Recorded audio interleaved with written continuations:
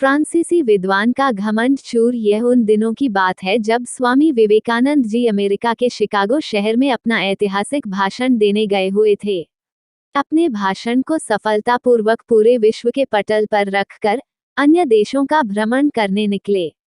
इसी क्रम में वह फ्रांसीसी प्रसिद्ध विद्वान के घर अतिथि हुए। स्वामी विवेकानंद ने उस विद्वान का आतिथ्य स्वीकार किया और उनके घर पहुंचे। स्वामी जी का स्वागत घर में सम्मानजनक हुआ। स्वामी जी के रुचि अनुसार भोजन की व्यवस्था थी। विदेश में इस प्रकार का भोजन मिलना सौभाग्य की बात थी। भोजन के उपरांत वेद वेदांत और धर्म की बड़ी बड़ी रचनाओं पर शास्त्रार्थ आरंभ हुआ। शास्त्रार्थ जिस कमरे में हो रहा था, वहां एक मेज पर लगभग 1500 पृष्ठ की एक धार्मिक पुस्तक रखी हुई थी। स्वामी जी ने उस पुस्तक को देखते हुए कहा, यह क्या है? मैं इसका अध्ययन करना चाहता हूँ। फ्रांसीसी विद्वान आश्चर्यचकित हो गया। उसने कहा, स्वामी जी कहा, यह दूसरे भाषा की पुस्तक है।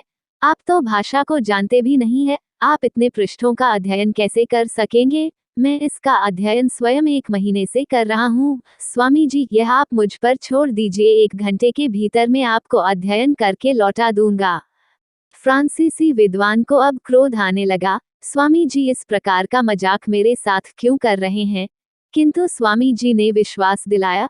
इस पर फ्रांसीसी विद्वान ने मनमाने ढंग से वह पुस्तक स्वामी जी को सौंप दिया। स्वामी जी उस पुस्तक को अपने दोनों हाथों में रखकर 1 घंटे के लिए योग साधना में बैठ गए। जैसे ही 1 घंटा बीता होगा, फ्रांसीसी विद्वान उस कमरे में आ गया। स्वामी जी, क्या आपने पुस्तक का अध्ययन कर लिया? हाँ अवश्य। आप कैसा मजाक कर रहे हैं? मैं इस पुस्तक को 1 महीने से अध्ययन कर रहा हूँ, अभी आधा भी अध्ययन नहीं कर पाया हूँ, और आप कहते हैं आपने अध्ययन कर लिया। हाँ अवश्य। स्वामी जी, आप मजाक कर रहे हैं। नहीं, तुम किसी भी पृष्ठ को खोलकर मुझसे जानकारी ले सकते हो।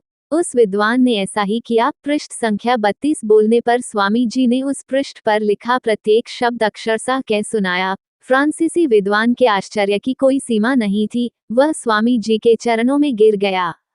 उस विद्वान ने स्वामी जैसा व्यक्ति आज से पूर्व नहीं देखा था। उसे यकीन हो गया था, यह कोई साधारण व्यक्ति नहीं है। तो आप सबको ये स्वामी विवेकानंद जी की कहानी कैसे लगी?